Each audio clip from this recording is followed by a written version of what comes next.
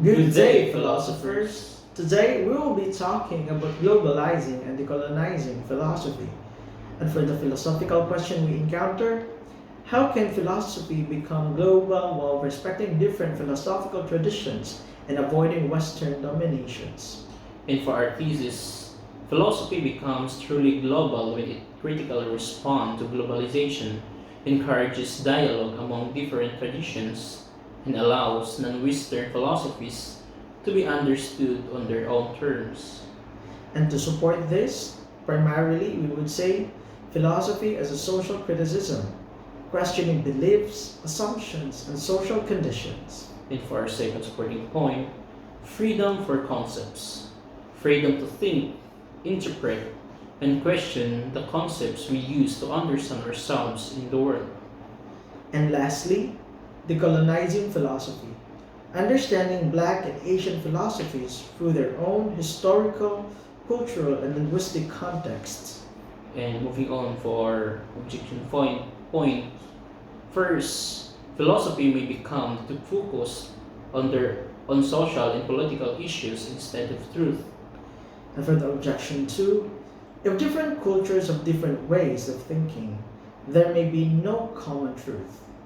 And for the third objection point, simply adding more non-Western philosophers to the curriculum may already make philosophy global.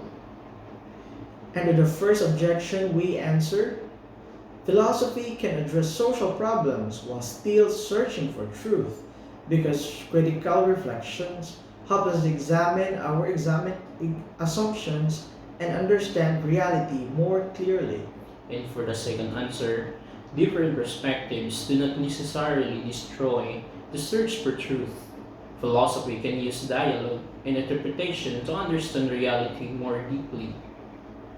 And to the third objection, we answer Modisato argues that inclusion alone is not enough.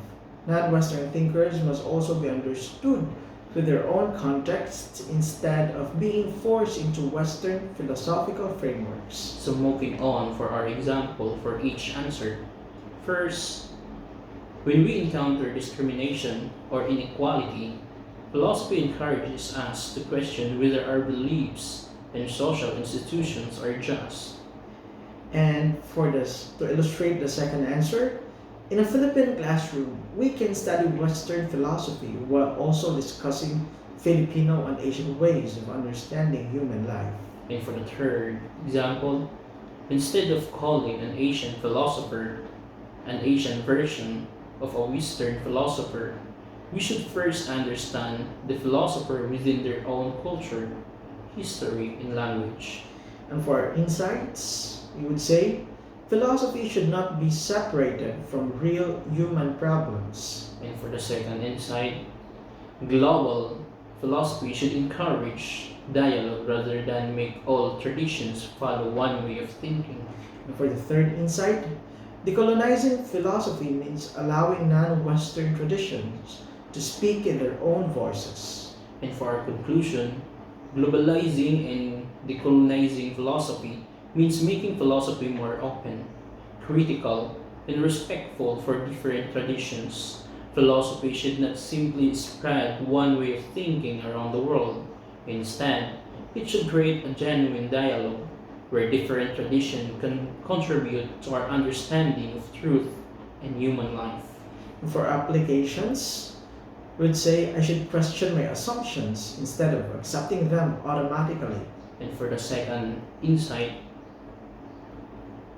I should study both Western and non-Western philosophies with openness and respect.